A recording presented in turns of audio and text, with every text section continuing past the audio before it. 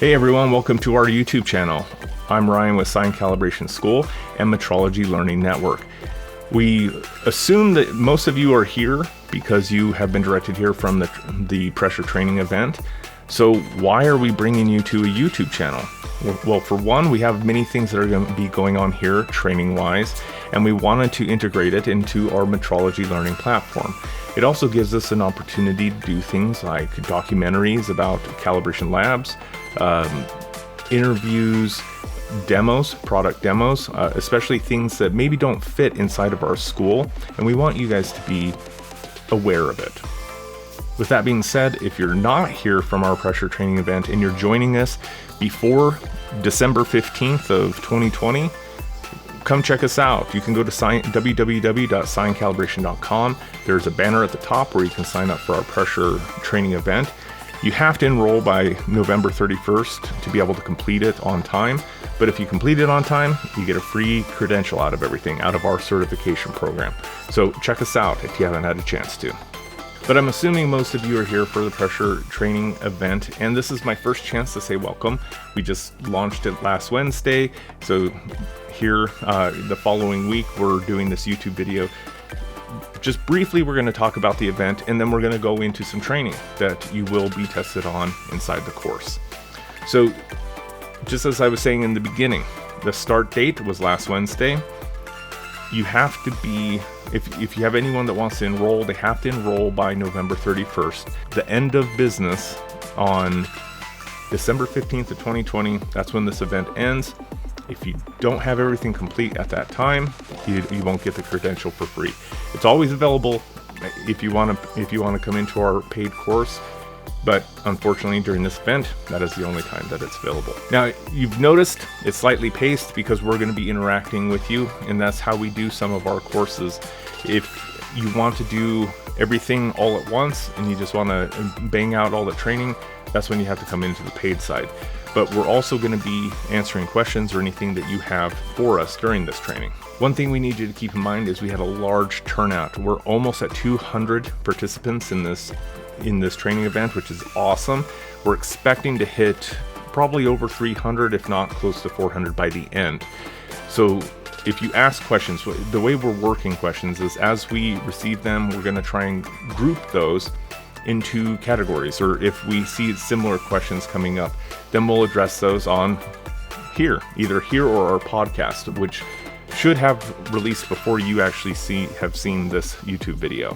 So check that out if you haven't seen it yet. Also, you can go to signcalibration.com and click on podcast at the top of the screen. So please, if you could do us a favor, as you can tell, this is a brand new YouTube channel.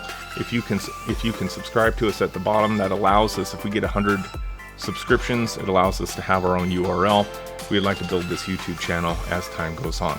And again, we have things like interviews, demos, docu-series, our podcast, our video version of the podcast, and other things will be on here as time goes forward. So please check back often. We'd love to have you here. Now let's get down to business. So you know how in school you might have had a teacher show a video and then pause the video to talk about it? Well, we're going to do that here today. This is one of the learning environments inside the school. If I'm going to be talking about something on my computer and I want to talk to you about it. So here today, before we get into demos and the actual calibration of things here as the pressure event goes forward, we need to talk about safety, because pressure is one of those things that can be super dangerous if you're not aware of it, and in ways that you might not have even considered. So we're going to watch a couple videos. First, we're going to watch one on safety, and then one on fittings, pressure fittings and adapters and all that, hoses. And we're going to talk about some of these things as they relate to setting up for the calibrations that we're going to be demonstrating in the following weeks. So let's check out the video.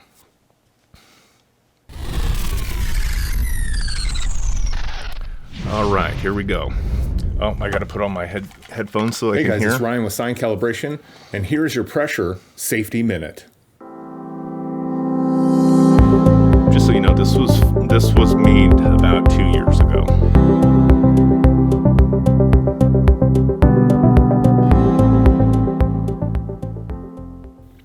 Pressure calibrations have a potential to be very dangerous. This danger can sneak up on you because pressure just can't be seen. The biggest injury risk comes from working on pressurized fittings and equipment. Never tighten a pressurized fitting to try and stop a leak. I'm going to stop it right there already. I remember when I was making this video, and this was one of the first things I wanted to put in there because I saw it so often. People, when you have a test set up and you're applying pressure or you have something and you think that you have a leak, turn everything off. Try and check all of your connections and then reapply. I've seen it so many times, especially not even just brand new technicians, but ones that are just not as informed, and up to thousands of psi sitting there inside the pressure, inside of the test setup, and trying to stop whatever slow leak that they have. Never, never, never try to do anything with the adapters and fittings and connections on pressurized system. Also, be sure to exercise caution if you're using sampling equipment on high pressure systems. Wear hearing protection when releasing pressure from anything. How many of you do that? That work with pressure often? That actually put in hearing protection when you're releasing pressure? Releasing pressure in itself sometimes can hit very, very high sound volumes and decibels that can be damaging to your hearing, and people just don't think about it until they're actually doing it. And don't forget to wear skin protection when handling fittings and regulators that are releasing gas on high pressure systems. And that's freezing, to avoid the risk of injury from freezing temperatures.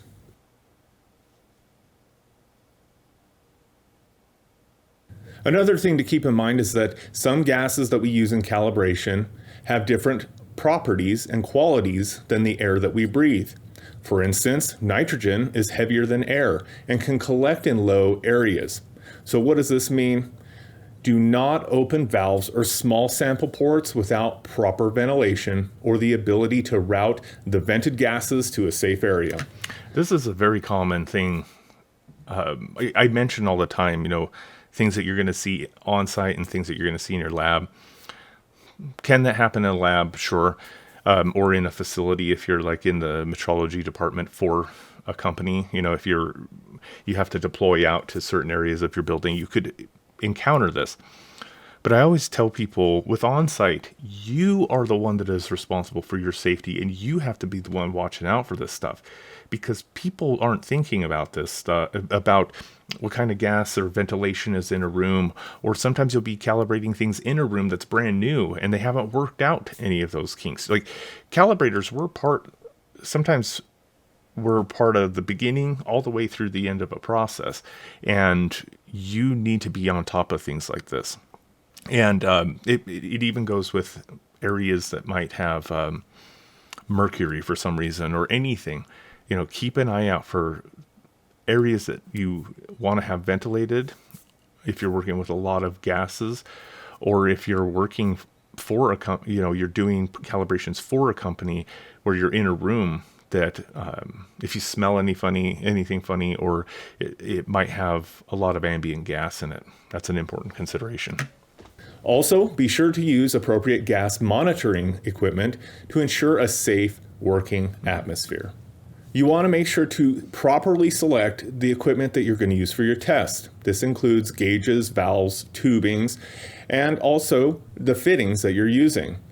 They must be rated for the appropriate maximum working pressure for the test that you're performing. Notice at the end there, we said working pressure, not burst pressure.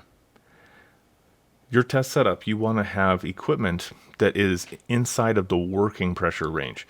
Now there are a lot of tubes and different types of hoses out there that can be very deceiving, and that is why we're also going to play another video for you on pressure valves or pressure fittings, adapters, and all that. When learning about pressure calibrations, it's important to understand some of the secondary items that are required for almost all tests. Here in this lecture, we're going to cover some considerations when it comes to hoses and fittings in your pressure setups. See, this is when we started doing intros. This lecture is intended as a starting point and not the final authority or word on pressure fittings. Before you start using connectors for pressure, you're going to need to know about two things. First, and primary at all times, is safety. According to OSHA, everyone has a right to see the MSDS for any item in the area that they'll be working. This includes every chemical, solvent, or even paints, superglue, Loctite, types of alcohol, all lubricants, and hydraulic fluid. For those of you working at very large corporations, this stuff might seem silly to bring up because it's like, well, yeah, of course, we have to check things out, chemicals out. We have to document certain things.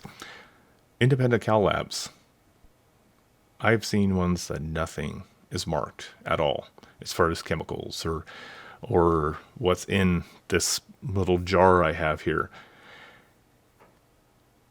Again, when we talk safety, a lot of things bleed over into different disciplines. Pressure, you have a lot of different fluids. You have a lot of different chemicals that can be involved. If you don't know what a customer was using it on and what fluid is coming out of a gauge, call them and find out. Or because you want to know, especially if you're putting it onto something like your deadweight tester that might have very clean water in it, or other your other systems that are pneumatic. You don't want contamination. A big part about pressure is getting things clean and ready before you can do calibration. So MSDSs, knowing what chemicals you're coming in touch with, those are all important things. And if you don't know, ask your customer what you're dealing with.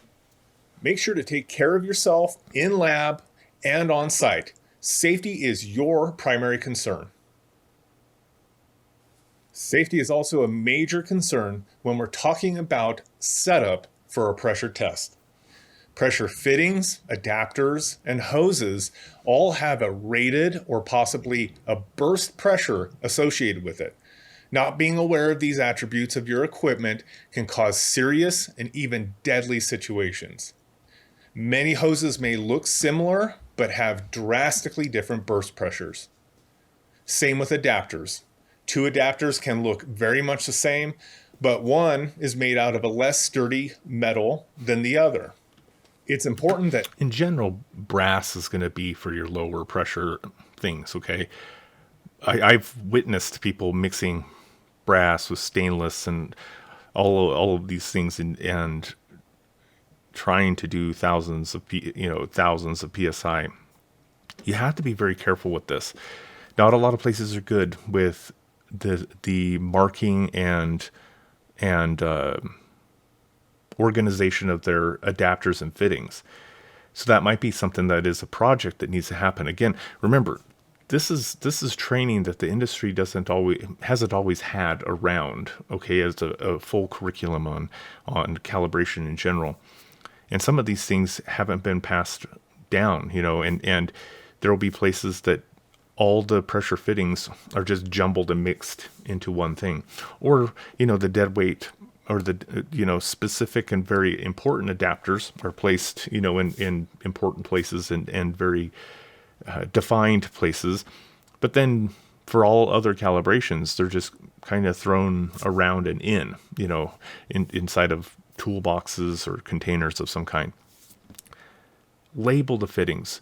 Take some time when there's downtime, if there is downtime, or ask for some time to get your fittings and adapters all situated in a way that people don't get hurt. And just because it hasn't happened yet doesn't mean it won't happen, And we always talk about it being like anything in pressure is kind of like a grenade, because when something bad happens, it's very explosive when those bad things happen. Realize hoses, and I do mention it in here, hoses, just because they're steel braided doesn't always mean that they're high pressure hoses. There are hoses rated to 1,000 or 2,000 psi that are also braided, but a lot of times that's to protect the line instead of to maximize its pressure rating. Oftentimes, some of the highest pressure rated hoses that I've had are small, like very small looking in diameter. So don't be fooled by size or construction. Know what the working and burst pressures are. And most of them you can look up, if you have to. Everything is labeled properly to help prevent a mix-up.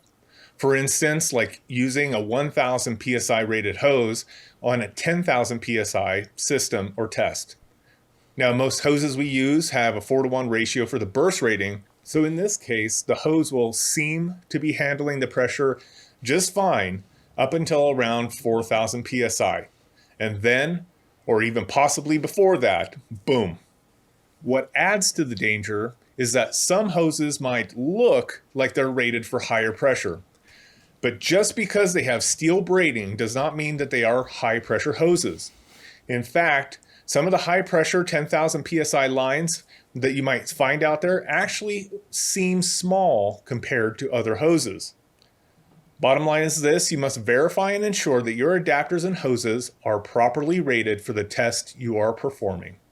Now, I'll also make you aware that there are plastic type tubing that can be used for pressures below 500 psi. So these ones are tricky.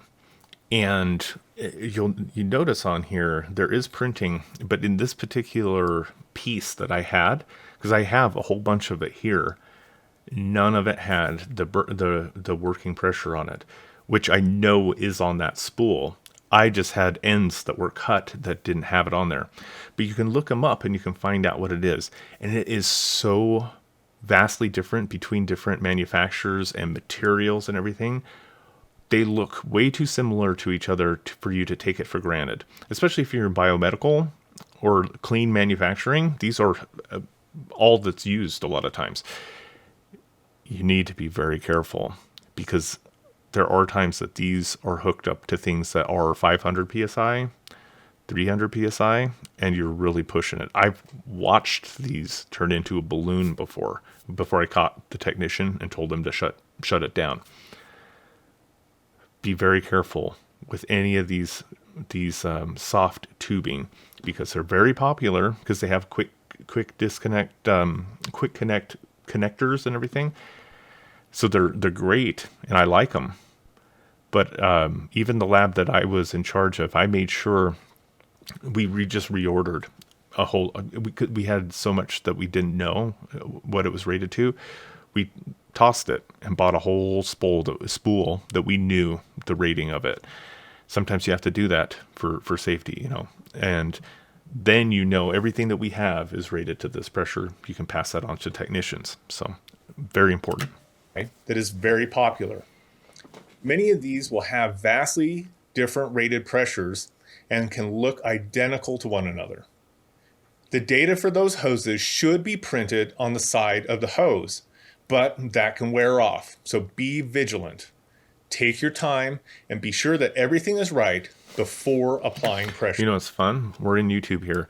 Someone look up that. Let's see if they can figure out what the burst pressure and the working pressure is for that tube based upon that part number we just saw. Let's see if some of you can find out some information on that. So be vigilant. Take your time and be sure that everything is right before applying pressure. Remember, when it comes to safety and pressure, the setup is only as strong as its weakest link. So that is the first thing you need to know about rated and burst pressure of all adapters, fittings, and hoses.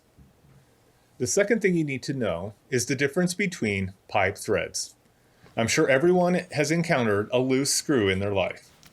In fact, many of you know that different screw threads are different for each size of screw, with individual thread sizes including pitch and number of threads per inch. Before we begin, the reference for National Pipe Taper, or what we call NPT, is covered under ANSI B1.20.1. National Pipe Taper is the primary thread for the United States. Now be careful when you grab an adapter that you think you know personally, because devices that come from Germany, Japan, Israel are all using British standard pipe thread, or BSPT. Now, some of you that haven't been indoctrinated to manufacturing might be saying, well, when are we going to encounter that type of stuff? You're going to hit it a lot with molding machines and production equipment being from Germany or Japan or some other places. And you're going to notice the difference between national and British threads is only 5 degrees of angle in the thread. The angle of the thread from the root to the crest of the thread for MPT is 60 degrees, while BSPT is 55 degrees. So you can get them in there to a certain point. And I've seen people tape and get it sealed so that they could test something. Get the proper adapters. That's the proper way to do it. But be aware of this stuff, because you might have a time where you're not getting something seating properly, and or some sort of leaking that you just can't figure out why, because you're doing everything that you think properly.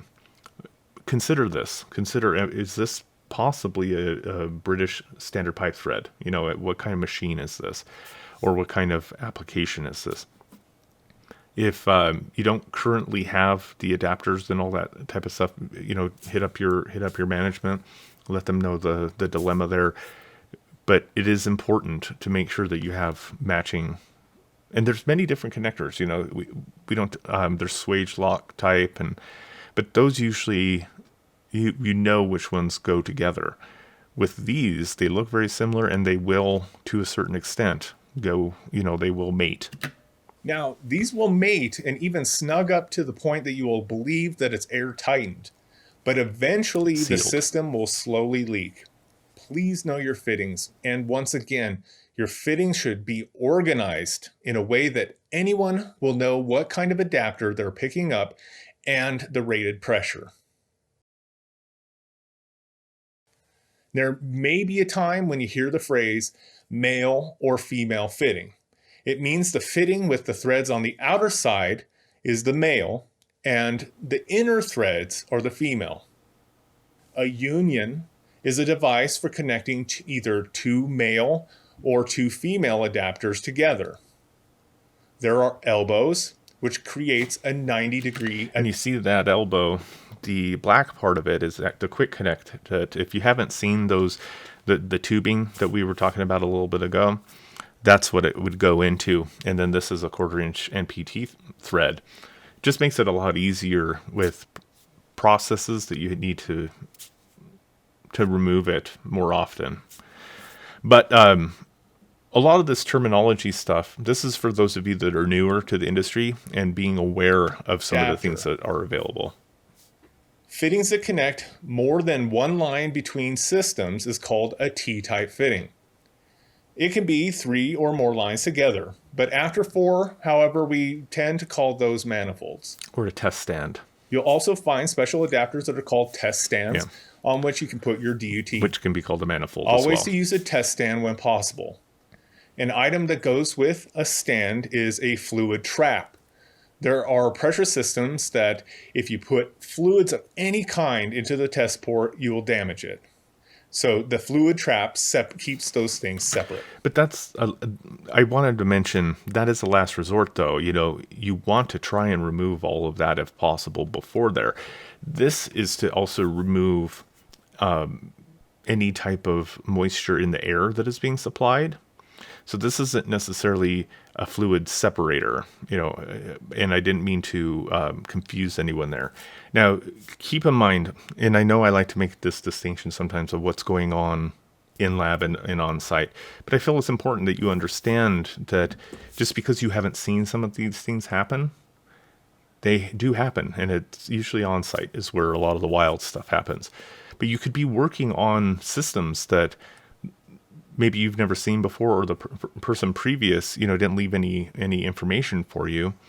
And so you get there and there's a big oil machine, and all you have is a source, a pressure source that is water. That's not going to work out.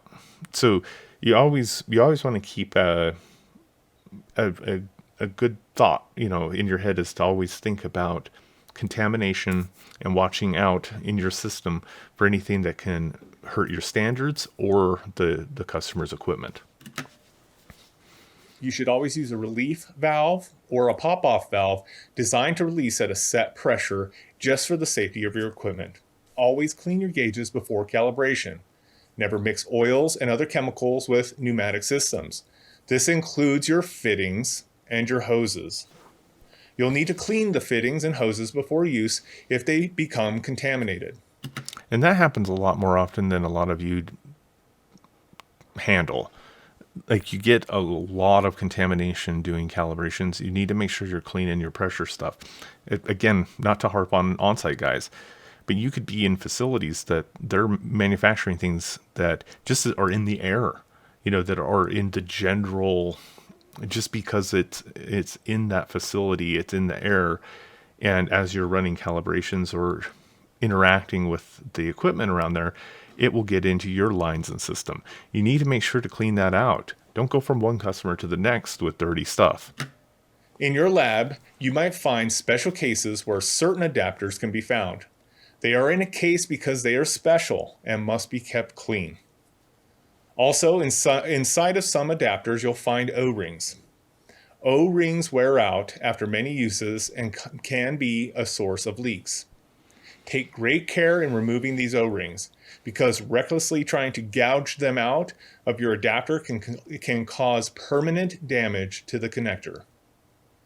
The same can be said for over-tightening adapters. Some equipment have adapters and fittings that are intended to be finger tight only. Guys, listen to this. And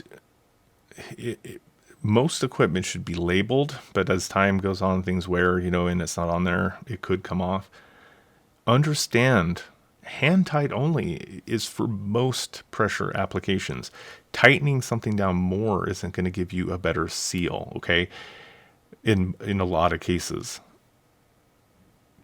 Be aware of this, and I'm going to go on and mention this, but you can actually tighten it to where it opens it more. You'll also find O-rings and packing washers are in some of the equipment and standards you might use, such as needle valves and deadweight testers. These rings and setting washers are designed to operate under extreme pressures. They are also designed to be tightened lightly, just with your fingers. If you cinch down with force, you actually create a wider orifice and the system will begin to leak. Even at 10,000 psi, you can close a needle valve with just a few fingers. And I've had technicians, they call me out. And they're like, hey, I need help out here. I can't get this leak to stop. Pressure, it's a lot of times can't find leaks, can't get stable readings. Go out there, cinching down on something similar, causing more of a leak. Since I'm on the subject, let's talk briefly about O-rings and washers. You will see many types of O-ring material. There are around 37 materials that they can be made of that range from simple rubber to high-grade silicone. Best practice is not to reuse O-rings unless necessary. You may also see one-time use items such as crush washers. Crush washers are mostly copper, but there are some aluminum and spring steel ones as well. These washers are specifically designed to seal with a known torque. You may remember these if you've ever changed the oil in your car. Typically between your oil plug and the actual oil pan will be a crush washer. These are not designed to be used again because it's not wise to do so because... Yeah, O-rings, I recommend don't use again. Crush washers you can't use again. They are already crushed and can't be uncrushed to get a new seal. Now getting back to pipe threads. There are so many configurations and sizes of fittings that it wouldn't be practical to mention each one individually. The things you need to know are the same for them all. Threads come in different sizes, Typically, they range between a quarter of an inch to an inch. Most likely, wherever you work, there should be an established assortment of adapters, fittings, and hoses. When you are working with fittings, always try to use the same composition of adapters. Adapters come in a wide variety of metals. Carbon steel and stainless steel are usually forged opposed to welding. This process makes for a safer item that fails very little. You'll see stainless steel used when corrosive substances are used, as well as many laboratories that you may work in. Those are going to be the most common, just from my experience. Now, there is a lot of brass out there, but stainless steel, and that's probably just because of the customers that I've supported in the past. But do pay attention to this. And I always recommend my technicians that you're also able to recommend things to people. So if your customer is running something that is going to corrode and cause issues and bad measurements down the road very soon, let them know things like this. Like, hey, if you change out this gauge, because gauges aren't overly expensive a lot of times. Brass is used for lower pressures, as is aluminum adapters. When straight adapters are made, they are machined out of one piece of bar stock. The harder the material, the more pressure it can withstand. Here on the screen is a stainless steel Swagelok high pressure fitting. Notice the nipple on the item. It is conical in shape, tapered to provide an airtight seal without the use of Teflon tape or sealants like Loctite. Yeah, you don't always need in theory, the way that it's supposed to work is that those MPT and British standard pipe threads are the only things that you're supposed to use tape on, right? These should never have Teflon tape applied. Teflon tape is only used on pipe threads like MPT, and it should only be applied with one layer slightly overlapping. Now that's the standard by the book answer, and that's what we're going to teach here. But of course, sometimes depending on the threads and the wear and what has been going on in the life of that connector, I mean, you got to do what you got to do sometimes to make sure that you get that proper seal. If you have a small width of tape, it should be applied to the first two threads of the tip of the adapter. Unfortunately, if you see someone applying tape to a Swagelok, you know that they haven't been trained properly. The seal is the metal tip to metal orifice contact. It's fairly obvious when your test has leaks. You'll not be able to hold a steady pressure. A leak test is designed to evaluate an airtight system. This is done by pressurizing the system to its full capacity and watching a test gauge to see if it holds pressure for a specific amount of time. If your system leaks, it may be from many different things. Sometimes it's not cinching down an adapter or hose. Others, it's because it's too tight. Or sometimes there is a need for tape. A good trick to determine what is leaking is using a solution of soapy water. It's the old, if you've got a bike tire leaking trick. The biggest thing with leaks, in my experience, a lot of times leaks are either things haven't been tightened in a proper order, tightening one thing can loosen another thing, or not being aware of a connector's, of a way that a connector actually works, right? All the rest that I've seen come down to those gas laws and principles that we talked about in the other videos, where the technician is applying that pressure so fast that it's actually rising the temperature, and what they're seeing is a stabilization. But they aren't understanding that. And that can be, you get it and then you're trying to stabilize it and you're giving it some time.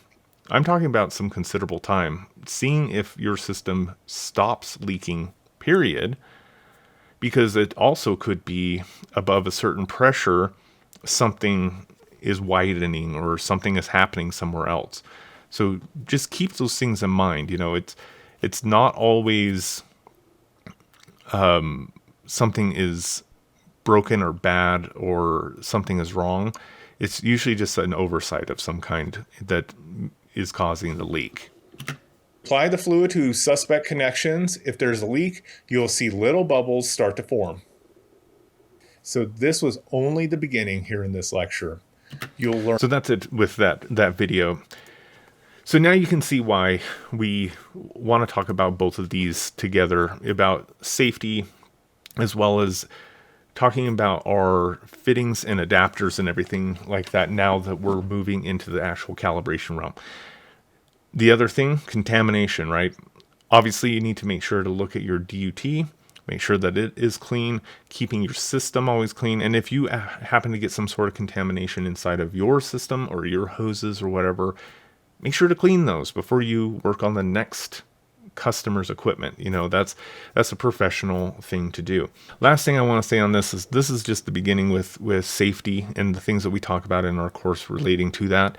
But I felt this was a good chance for us to actually talk about some of the things that can impact your safety while making pressure measurements. Of course, this is only the beginning with fittings. Like I was saying there are so many fittings out there and constantly new ones being developed. It's something you have to be a student of to a certain extent if you're going to be constantly testing things in pressure. And one tip for you, if you come across special connectors or special setups that your customers have, ask them if they have an extra connector. A lot of times they will have extra ones that they're happy to give you so that you can keep with you every time you come and test their stuff. Don't be afraid to talk to your customers. Talk to your customers about the things that are going on with their equipment and the things that are going on during your measurement process.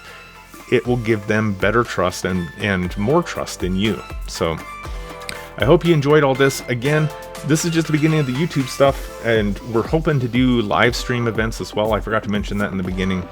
So check us out here more often. Our podcast will be coming up here soon. If you've made it this far in our video, I'm sure you're going to want to see our podcast. So look forward to seeing you guys the next time we do this. Look for this on the regular. We're going to be trying to do some interactive things with the community here on our YouTube channel. And it won't always be me, and it won't always be me talking about me on the screen. Okay, I promise. So see you guys next time.